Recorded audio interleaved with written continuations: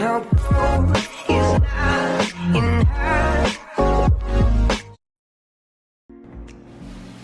Hai, salam semua. Bertemu sekali lagi dalam channel Cikgu T. Jangan lupa like, komen, share and subscribe.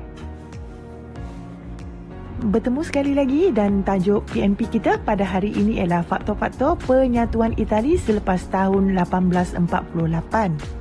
Sebagaimana yang telah Cikgu T jelaskan dalam PMP yang lepas iaitu penyatuan negara bangsa Itali, iaitu selepas tahun 1815 tidak wujud kesedaran dalam kalangan orang Itali untuk menyatukan wilayah-wilayah Itali yang berada di bawah penguasaan kuasa-kuasa asing. Namun terdapat pelbagai faktor yang telah menyumbang kepada pembentukan negara bangsa Itali antara tahun 1849 sehingga 1871. Antara faktor-faktor penyatuan Itali selepas tahun 1848 pertamanya adalah disebabkan oleh kepimpinan Cavour. Count Camillo Benso di Cavour merupakan seorang bangsawan Pigment. Beliau pernah mengembara dan mempelajari kehidupan politik di Britain dan Perancis. Beliau telah dipilih menjadi ahli Parlimen Pigment pada tahun 1848. Pada tahun 1850, beliau dilantik menjadi Menteri Pertanian dan Perdagangan dan seterusnya beliau dilantik menjadi Perdana Menteri Pigment menggantikan Massimo pada tahun 1852. Selepas memegang jawatan Perdana Menteri, beliau telah mengambil langkah-langkah untuk menyatukan Itali. Antara langkah-langkah yang telah diambil ialah dasar dalam negeri Pigment. Count Camillo Benso telah mengambil langkah untuk mengukuhkan kerajaan Pigment dalam bidang ekonomi dan politik. Langkah-langkah tersebut diambil untuk mengukuhkan Pigment sebagai menghadapi peperangan dengan Austria. Antaranya adalah dalam bidang pentadbiran, beliau telah menjalankan reformasi dalam bidang ketenteraan, pentadbiran dan perundangan.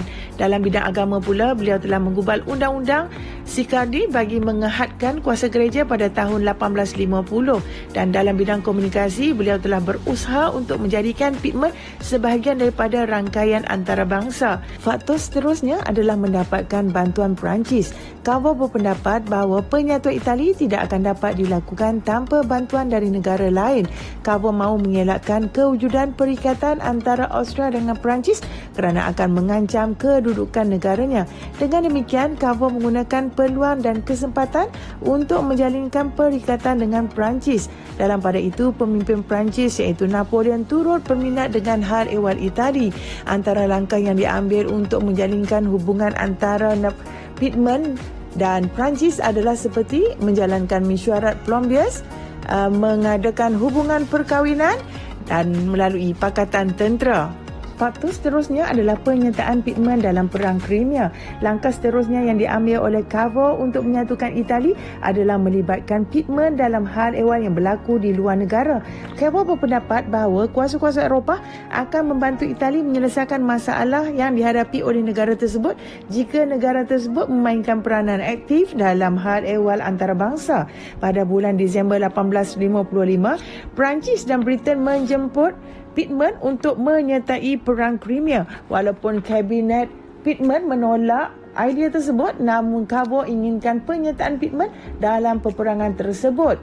Pada tahun 1855, pasukan tentera Pigment di bawah pimpinan La Marmora mencapai kejayaan dalam pertempuran dan perkembangan ini menyebabkan hal ehwal Pigment telah dibincangkan dalam persidangan damai Paris. Seterusnya adalah penubuhan Persatuan Kebangsaan. Sebuah pertubuhan yang dikenali sebagai Persatuan Nasional ditubuhkan untuk menyatukan kumpulan-kumpulan yang berjuang untuk menyatukan Itali.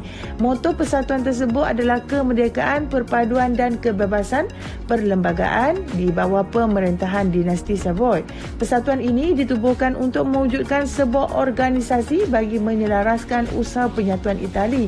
Antara tokoh yang terlibat dalam penubuhan persatuan ini ialah Garibaldi dan Daniel Manin. Mereka berpendapat Cavour merupakan rakan sekutu yang amat penting dalam usaha untuk menyelaraskan kegiatan pergerakan kebangsaan Itali.